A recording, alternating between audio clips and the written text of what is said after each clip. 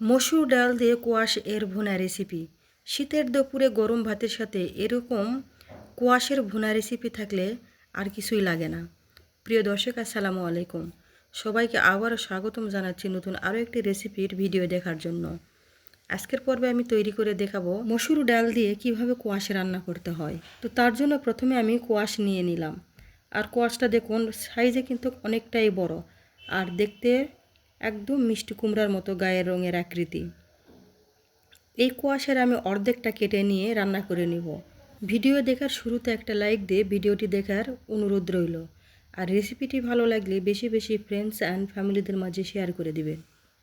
তো কোয়াশগুলো আমি এভাবে মাঝখান থেকে কেটে নিলাম। এবার কোয়াশের খোসাগুলো ছাড়িয়ে নেব। কোয়াশের খোসাগুলো এমনভাবে ছিলে নিতে হবে যাতে কোনো রকম সবুজ অংশ কোয়াশের গায়ে লেগে না থাকে। আমি এভাবেই সবগুলো কোয়াশ ছিলে নিয়েছি। এবার পছন্দ মতো শেপে কোয়াশগুলো আমি কেটে নেব। কোয়াশ অনেকেই অনেকভাবে রান্না করে খেয়েছেন। কেউ মাছ দিয়ে রান্না করে খেয়েছেন, কেউ বা ডিম দিয়ে রান্না করে খেয়েছেন। তবে যারা মসুর ডাল দিয়ে কোনো দিনও কোয়াশ রান্না করে খায়নি, তারা এভাবে একদিন রান্না করে খেয়ে দেখবেন। শীতের দুপুরে গরম ভাতের সাথে খেতে খুবই ভালো লাগে। তো যারা কোনো দিন কোয়াশ খায়নি বা রান্না করেনি, বিশেষ করে নতুনরা যারা কোনো দিনও কোয়াশ রান্না করেনি, তারা চাইলে এইভাবে রান্নাটি করে নিতে পারে। বিশেষ করে ব্যাচেলার যারা আছে, ম্যাসে থাকে, রান্না করতে জানে না বা পারে না, তাদের জন্য খুবই সহজ একটা রান্না। খুব অল্প সময়ের মধ্যে দ্রুত এই রান্নাটি করে নিতে পারবে। তো দেখুন, আপনাদের সাথে কথা বলতে বলতে সবগুলো কোয়াশ আমি কেটে নিয়েছি। এবার সবগুলো উঠিয়ে নিচ্ছি। আর কোয়াশগুলো দেখুন একদম খুব বেশি মোটাও না, আবার খুব বেশি পাতলাও না, মিডিয়াম করে কোয়াশগুলো আমি কেটে নিয়েছি। কেটে ধুয়ে একদম পরিষ্কার করে নিয়েছি কোয়াশগুলো।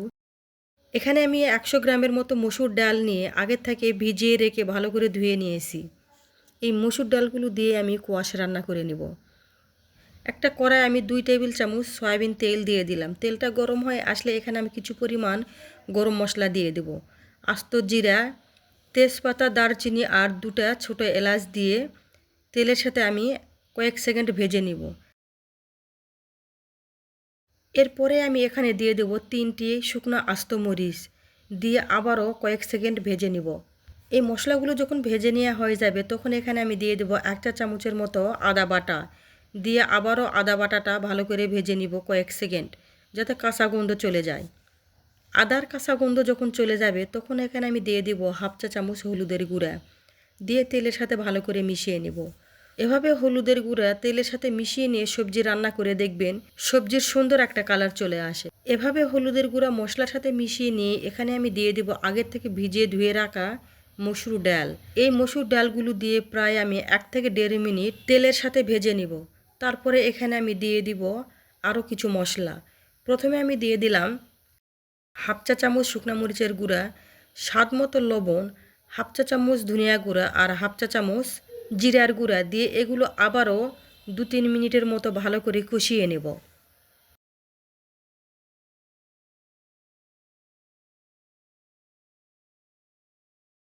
এরপরে আমি কোয়াশগুলো দিয়ে দিব, দিয়ে আবারও 2 থেকে 3 মিনিট এভাবেই কষিয়ে নেব।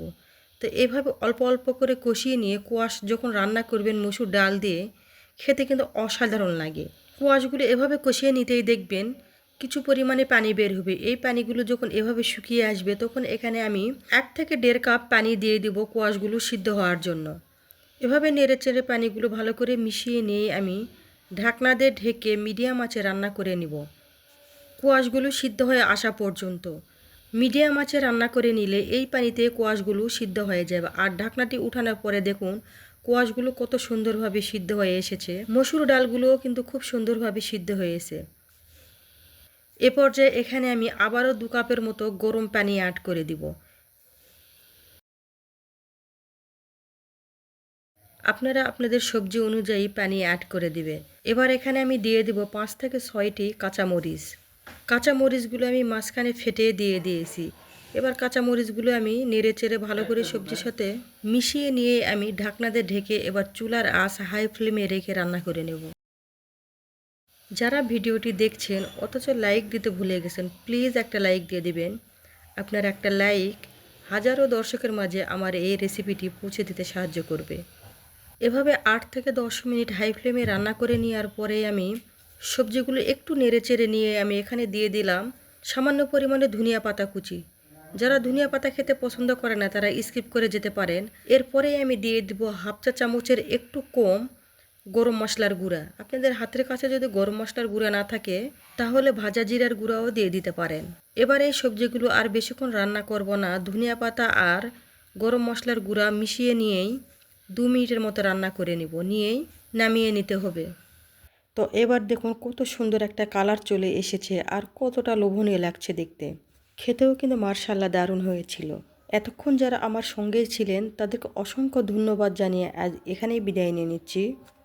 আমি আবারও আসবো নতুন কোনো রেসিপি নিয়ে। সে পর্যন্ত আপনারা অনেক বেশি ভালো থাকবেন আর সুস্থ থাকবেন। আসসালামু আলাইকুম। আল্লাহ হাফেজ।